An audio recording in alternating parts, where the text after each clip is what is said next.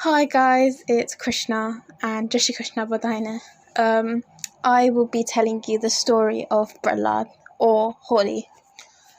Okay, the story of Prahlad is that it starts when the time of Lord Vishnu, fourth avatar, the incarnation called Varuna. In order to rescue the world from captivity, Hiranyakashipu, he came down.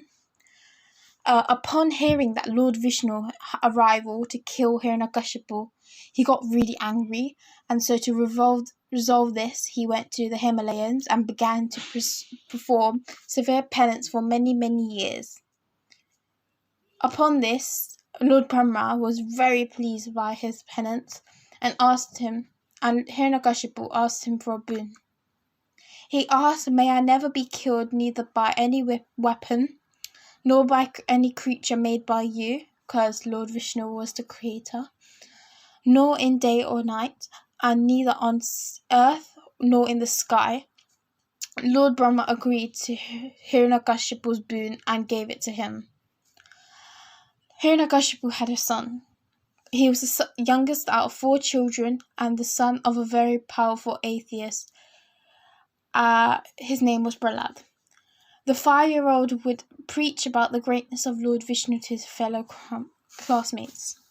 Prahlad was very content like a hermit, truthful and always wished well for everyone.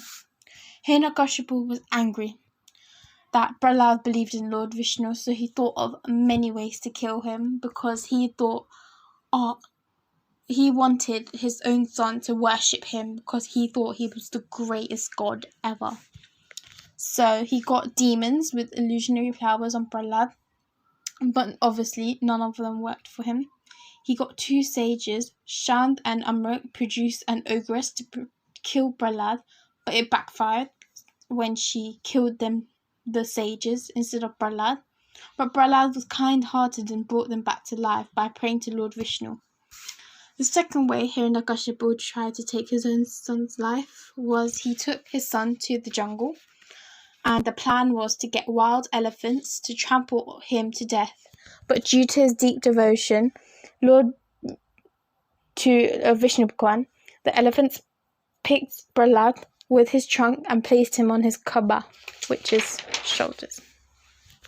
The third way was that he then got his son and put him in a snake pit full of poisonous snakes, but the snake instead formed an umbrella in order to protect him. Prahlad said to his father, "Father, don't be angry. Lord Vishnu is the protector of all of us. I am not dishonouring you. You are one of his own and the biggest enemy of his in the world. Lord Vishnu is everywhere, in you and in me." Hiranyakashipu's anger intensified, and he summoned his sister Holika, who had a boon which meant that fire could not destroy her. She placed Prahlad on her lap and performed puja, in hope that she would kill Prahlad. Prahlad was not worried, and he chanted Lord Vishnu's name, and he was not hurt. But instead, Holika was burned to death. And this is one of the main reasons why Holi is celebrated. Hindus mostly go around a massive fire, like a bomb pit behind like a mandir, a temple, which symbolizes victory over evil. And in this, Hindus burn coconut and popcorn and then take it as prasad, so offering. And this is the celebration of Holi. But it can also be with lots of colours and everything, which is very pretty. Because of this, Hiranyakashipu felt more afraid. He dropped Prahlad from a high cliff, but Vishnu Bhagwan caught him. He then put Prahlad in a freezing cold, in a dhoti, which is a thin piece of clothing, so you can imagine how freezing he was. But Vishnu Bhagwan warmed him up. Hiranyakashipu then tried one last time to try placing his son in blazing hot tapelu, which is a pot. But then Prahlad had noticed a giri, which is an ant, on the pot and thought, if the ant was walking on the pot, how is it not harmed? So he remembered his father said, hug the pot, which he thought, oh, it's really hot. But due to his devotion, there was a giddy, and that giddy was Vishnu Bhagwan. So he hugged the pot. This summoned the anger of Narasimha, who had the face of a half lion and a human body. He was the incarnation of Lord Vishnu.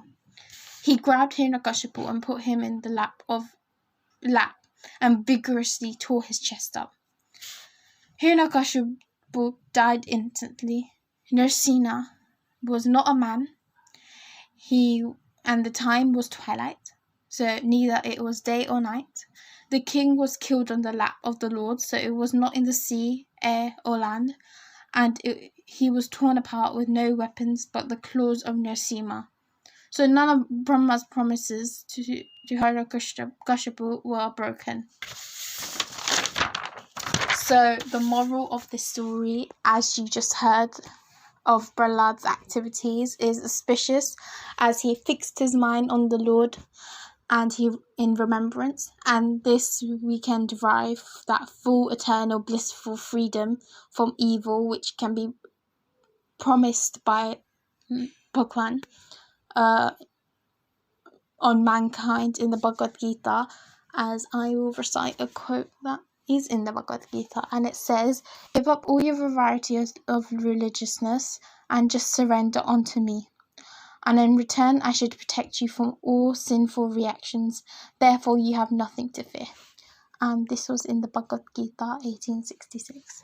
Thank you for listening to the story. Hope you enjoyed it. Happy Holi, everyone.